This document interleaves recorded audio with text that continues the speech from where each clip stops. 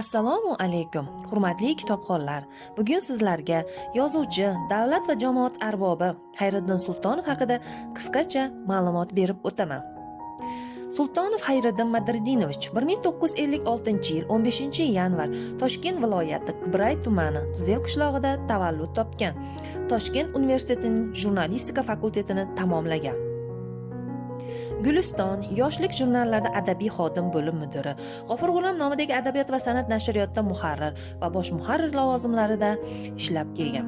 1963-1973-yillarda Parkentdagi o'rta maktabda o'qiydi va 1973-yilda Toshkent davlat jurnalistika fakultetiga o'qishga kirib, 1978-yilda uni muvaffaqiyatli tugallaydi. Talabalik yillaridayoq ijodiy tashkilotlarda ishlay boshlaydi. Xayriddin Sultonov 1974 va 80-yillarda Guliston, 1982 va 85-yillarda esa yoshlik jurnallarida, 1980 va 93-yillar orasida esa G'ofur G'ulom nomidagi adabiyot va san'at nashriyotida turli lavozimlarda mehnat faoliyatini olib borgan. Xayriddin Sultonov nasrda yozuvchi Asqar Muxtor asos solgan ijodiy maktabning vakili. Talabalik yillaridayoq badiiy ijod bilan jiddiy shug'ullangan.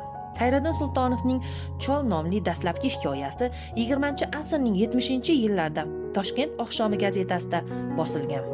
Yozuvchi Guliston jurnalida ishlab yurganida bevosita Asqar Muxtordan badiiy ijod sirlarini o'rganadi. Adibni Quyosh barchaga barobar, bir oqshom ertagi, onamning yurti, umr esa o'tmoqda, Boburning tushlari, yo'qchilik va to'qchilik, Boburnoma singari hikoya va qissa romanlari mavjud. Xayriddin Sultonov Saodat sohili, yozning yolg'iz yodgori, ko'ngil ozodadir, ajoyib kunlarning birida singari qissalari bilan adabiyot rivojiga hissa qo'shgan.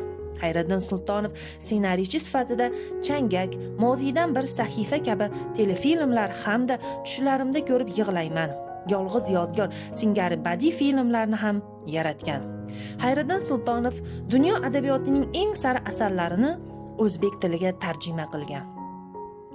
Xayriddin Sultonov 1996-yil Shuhrat medali, 2003-yil esa Mehnat Shuhrat ordeni bilan, 2006-yil esa O'zbekiston Respublikasi xizmat ko'rsatgan jurnalist unvoni hamda 2016-yil esa fidokorona xizmatlari uchun ordeni bilan taqdirlandi. Mana kitobxonlar, aziz yozuvchi va davlat jamoat arbobi bo'lgan Xayriddin Sultonov haqida qisqacha ma'lumotlarni tingladingiz.